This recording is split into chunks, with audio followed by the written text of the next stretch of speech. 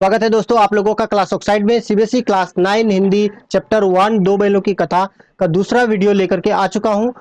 इस वीडियो में हम लोग दो बैलों की कथा पर क्वेश्चन आंसर को देखने वाले हैं। पिछले वीडियो में हम लोगों ने दो बैलों की कथा सारांश को देख लिया था।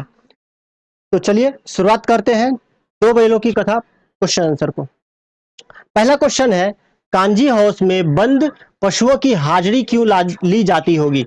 तो कांजी हाउस जो है आपको बताए थे, वहां पे क्या पशुओं को रखा जाता था? कौन से पशुओं को? जो पशु खेतों को नुकसान पहुंचा दिया जाता था। इसीलिए कांजी हाउस पशुओं के लिए बनाया गया है। एक प्रकार का जेल था जिसमें आवारा पशुओं, ऐसे जानवर जिसका कोई मालिक ना हो या ऐसे पशु जो भाग गया हो, वैसे पशुओं के लिए बनाया गया था। और ताकि वो पशु जो है किसी के फसल बर्बाद ना कर दे, खेत बर्बाद ना कर दे, कैद कर रखा जाता था जो दूसरों के खेतों में घुसकर फसलें खा जाते या उन्हें नष्ट कर देते थे। कांजी हाउस के मालिक उन्हें जेल में सुरक्षित रखते थे। इस कारण हर रोज उनकी हाजिरी लेनी पड़ती थी। जो कांजी हाउस का मालिक था वो क्या करता था, हर दिन उसकी हाजिरी लेता था ताकि उन्हें पता चले कि कौन से जानवर हैं कौन से नहीं है, उनके जानवरों की जो है वो गिनती याद रहे। दूसरा क्वेश्चन है, छोटी बच्ची को बैलों के प्रति क्यों प्रेम उमड़ गया आया था? जो गया के पास छोटी बच्ची थी, उसके साथ क्या हो गया कि दो बैलों दो जो हीरा और मोती है, उन दोनों के साथ क्या हो गया, एक आत्मीयता हो गई थी, स्नेह हो गया था। क्यों? क्योंकि जो छोटी बच्ची थी उसकी जो माँ है वो सौतेली माँ थी, उसे प्यार नहीं करती थी और काफी मारती भी थी। इस वजह से दोनों में क्या हो गया कि अपनापन लगने लगा, क्योंकि हीरा मोती के साथ भी वैसा ही व्यवहार होता था जैसे उस छोटी बच्ची के साथ होता था। देखिए, छोटी बच्ची को बैलों के प्रति प्रेम उमड़ आया क्योंकि छोटी बच्ची की माँ मर चुकी थी, उसकी माँ तो नहीं थी। अब सौतेली माँ उसे प्यार करती थी? नहीं, सौतेली माँ उसे प्यार नहीं करती थी बल्कि उसे हमेशा मारते रहती थी। गया बैलों को दिन भर खेतों में क्या करता था, जोतता रहता था, लेकिन शाम को सूखा भूसा सामने डाल देता था और खा जब दिन भर तो खटा लिया, लेकिन खाने के लिए क्या दिया जाता था, सूखा भूसा। इससे क्या होता था, दोनों को बहुत ही एक क्या होता, इंसल्ट फील होता था। छोटी बच्ची को महसूस हुआ कि उसकी स्थिति और बैलों की स्थिति एक समान है। छोटी बच्ची को लगा कि उन दोनों की जो स्थिति है और उसकी स्थिति, दोनों की स्थिति समान है, दोनों के साथ ही अच्छा व्यवहार नहीं होता है। इसलिए बैलों के प्रति उसमें प्रेम उमड़ आया। इसीलिए दोनों में क्या हुआ कि उसके साथ भी सौतेला व्यवहार हो रहा है और उसके साथ भी सौतेला व्यवहार हो रहा है। इस वजह से दोनों के बीच में क्या हुआ, प्रेम उमड़ आया था। तीसरा क्वेश्चन है, कहानी में बैलों के माध्यम से कौन कौन से नीति विषयक मूल्य उभर कर सामने आए हैं? जो नीति मूल्यक विषय है उस वो कहानी में बताने का प्रयास किया गया। तो वह क्या है? तो पहला है, अत्यधिक सहनशील होना पाप है। जो देखोगे शुरुआत में ही लेखक कहते हैं कि अत्यधिक सहनशील होना या सहिष्णु होना क्या है, वो पाप है। अगर आप ज्यादा सहिष्णु होते हो तो आपको जो है क्या गधा की श्रेणी में रखा जाएगा या बेवकूफ कहा जाएगा। बहुत सीधे इंसान को मूर्ख या गधा कहा जाता है। देखोगे बहुत जो सीधे होता है उसे कहते हैं कि बहुत बेवकूफ है ना। इस तरह से मनुष्य को अपने अधिकारों के लिए संघर्ष करना चाहिए और इस कहानी के माध्यम से बताया गया कि जो आजादी के लिए क्या करना पड़ेगा, संघर्ष करना पड़ेगा, अपने अधिकारों के लिए संघर्ष करना पड़ेगा, लड़ना पड़ेगा। आजादी बहुत बड़ा मूल्य है और इस कहानी में दिखाया गया कि जो आजादी का महत्व है वो बहुत बड़ा है। आजादी का जो मायने हम लोग रखते हैं वो आज की तरह नहीं है। वह आजाद जब आजादी हमें नहीं मिला था, जब ब्रिटिश राज था, उस समय आजादी का महत्व कुछ और था, मायने अलग थे। अगला क्वेश्चन है, प्रस्तुत कहानी में प्रेमचंद्र ने गधे को किन स्वभाव या स्वभावगत विशेषताओं के आधार पर उसके प्रति रूढ़ रु अर्थ मूर्ख का प्रयोग किया है? देखोगे कहते हैं, प्रस्तुत कहानी में प्रेमचंद्र ने गधे की किन स्वभावगत विशेषताओं के आधार पर, यानी कि गधे का जो स्वभाव है उससे देख करके, किस स्वभाव को देख करके बताया है कि उसके प्रति रूढ़ अर्थ मूर्ख का प्रयोग न कर किसी क्या किया है, नए अर्थ को और संकेत करने का प्रयास करते हैं, कोई नया शब्द का प्रयोग करते हैं। वह क्या है? देखिए, प्रेमचंद्र कहते हैं गधा सबसे बुद्धिहीन है। या गधे को सबसे बुद्धिहीन जानवर समझा जाता है, प्राणी माना जाता है। यदि किसी को मूर्ख कहना हो तो हम क्या कहते हैं? गधा कह देते हैं या गधा शब्दों का उच्चारण कर देते हैं उसके लिए। परंतु प्रेमचंद्र इस बात से सहमत नहीं है। प्रेमचंद्र कहते नहीं, ऐसा नहीं है, क्योंकि उनका मानना है कि गधा जो है वह क्या है, अपने सीधेपन के कारण, अपने निरापद व्यवहार के कारण, सहनशीलता के कारण उसे यह पदवी मिला है। ऐसे ही नहीं मिला है, वो बहुत सीधा है, इस वजह से उसे मिला है, ना कि उसके अज्ञानता के कारण या बुद्धिहीन है इस वजह से। और वह क्या करता है? किसी को हानि नहीं पहुंचाता। अपने सहनशील होने के कारण गधा किसी को हानि नहीं पहुंचाता है, ना किसी को मारता है, बल्कि उसे जितना काम करने दिया जाए वो काम कर देता है। जबकि गाय, कुत्ता और बैल जैसे जानवर कभी कभी क्रोध कर लेते हैं, लेकिन गाय हो गया, कुत्ता हो गया या बैल हो गया, ये सब क्या करता है, कभी कभी तो इंसानों को मार भी देता है। कुत्ता कभी भौंक भी देगा। तो ये सब जो गुण है, गुणों के विषय में वह जो गधा है वह ऋषि मुनियों से भी कम नहीं है। सहनशीलता के मामले में जैसे ऋषि मुनि सहनशील होते हैं ना, तो गधा भी वैसे सहनशील होते हैं, बहुत सहन करते हैं। आपको कितना भी बोझ लाद दो लेकिन वह मना नहीं करेगा, वह काम कर देगा। तो ये सब गुण के आधार पर जो गधा सहनशील है, इस आधार पर उसे मूर्ख की पदवी दिया जाता है। अगला क्वेश्चन है, किन घटनाओं से पता चलता है कि हीरा और मोती में गहरी मित्रता थी? अब कौन सी घटना ऐसे कहानी में हम लोग देखते हैं कि पता चलता है कि जो हीरा और मोती में दोनों गहरी संबंध था, मित्रता थी? कैसा? प्रेमचंद्र अनेक ऐसी घटनाओं का जिक्र करते हैं जिनसे पता चलता है कि हीरा और मोती में गहरी दोस्ती थी। बहुत सारे ऐसे घटनाएं घटती है जिससे पता चलता है कि हीरा और मोती में है जो घनिष्ठ संबंध था, यानी कि मित्रता थी।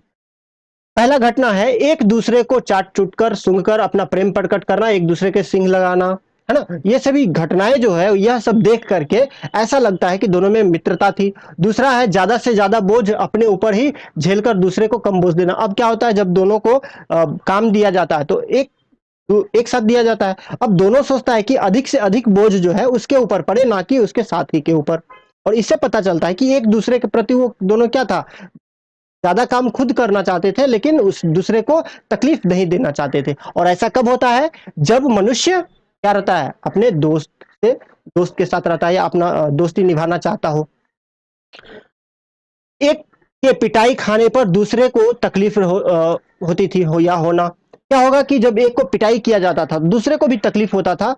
और हीरा मोती को जो, जब किसी हीरा मोती में से किसी को भी अगर पिटाई होता था तो दूसरा क्या करता था, सोचता था कि चलो उसको दोनों मिलकर के लड़े, उससे लड़ने के लिए तैयार हो जाता था। शक्तिशाली दुश्मन से भी मिलकर एक साथ लड़ना। और क्या होता है, जब सांड आ जाता है तो सांड से लड़ने के लिए क्या होता है, दोनों एक साथ मिलकर के, कब हम एक साथ मिलकर के लड़ते हैं, जब दोस्त रहते हैं तब दुश्मन से, अपने दुश्मन से एक साथ मिलकर के लड़ते हैं। एक के पकड़े जाने पर दूसरा भी बंधक बनने के लिए स्वयं लौटा। और क्या हुआ कि जब एक बंधक बन गया यानी कि पकड़ा गया, तो जब दूसरा क्या होता है, दूसरा भी लौट करके वापस आ जाता है कि अपने दोस्त को छोड़ करके नहीं जाता। ये घटना हुआ।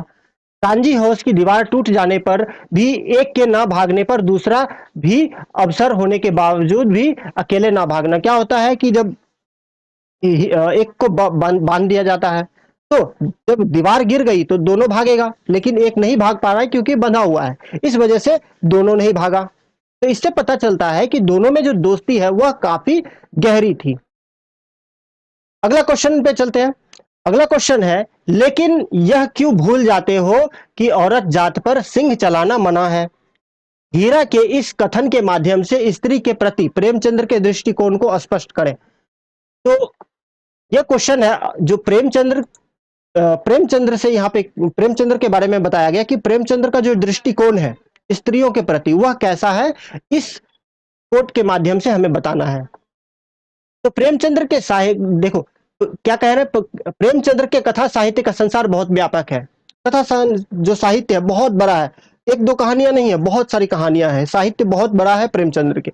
और उसमें ऐसा नहीं हुआ, इसमें बहुत सारे जानवरों का भी जिक्र है, यहाँ पे तरह तरह के व्यक्तियों का जिक्र है, महिलाओं का भी जिक्र है।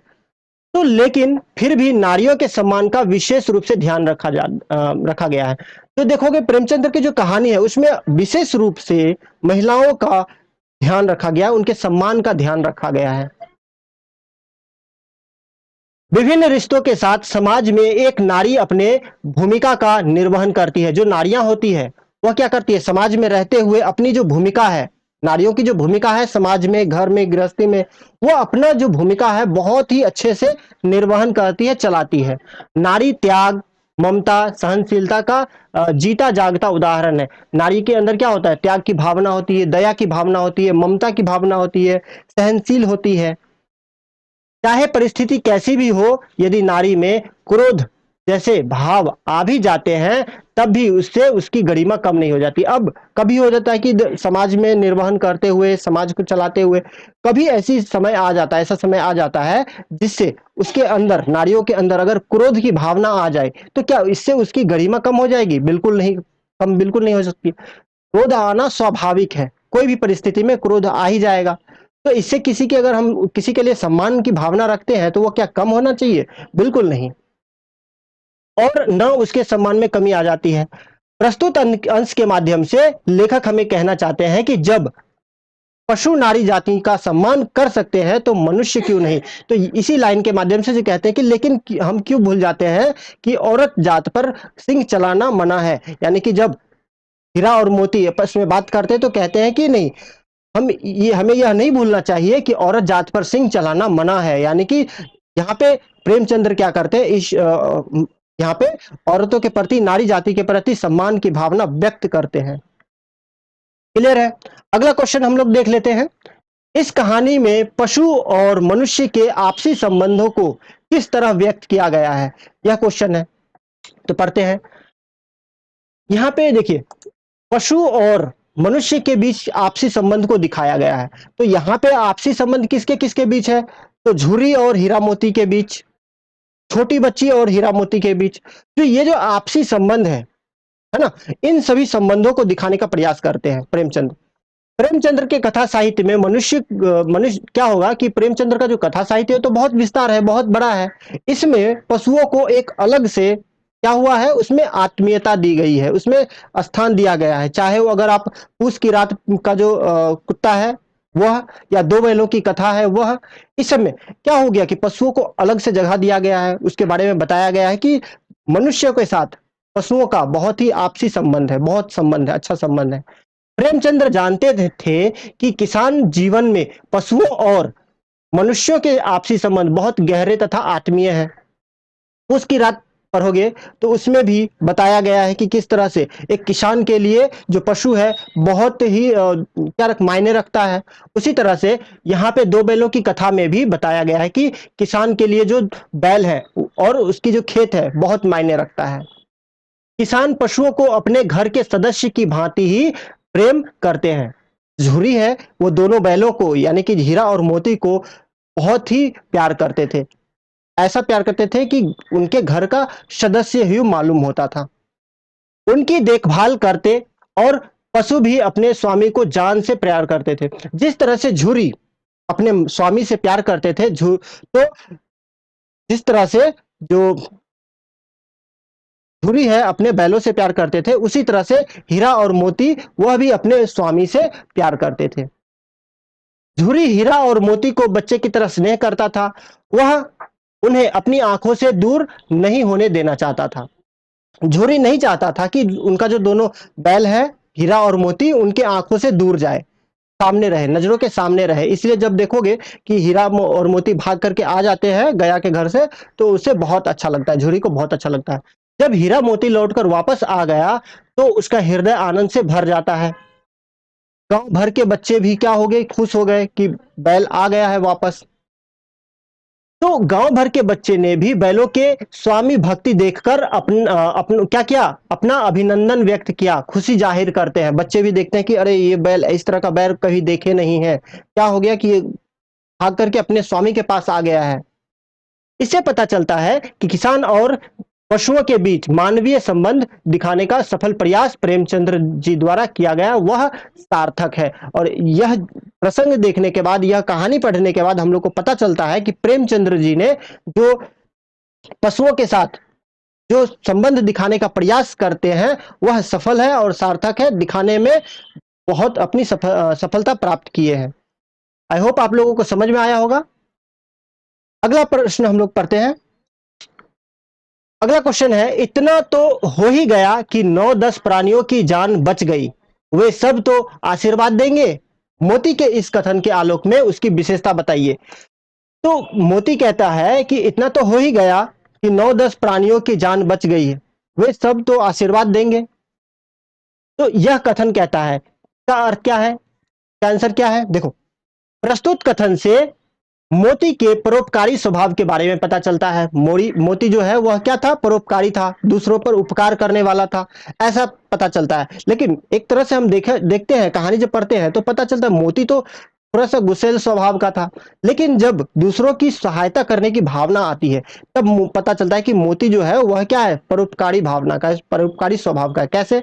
मोती मोती के परोपकारी होने का पता हमें तब चलता है जब हीरा को दीवार गिराते समय पकड़ लिया गया और उसे मोटी रस्सी से बांध दिया गया। जब देखोगे कि हीरा क्या करते, दीवार को गिराने का प्रयास करते हैं कि दीवार अगर गिर जाए तो सब कोई भाग जाएगा, सभी जानवर जो है वो वहां से भाग जाए ताकि उन्हें कष्ट ना हो।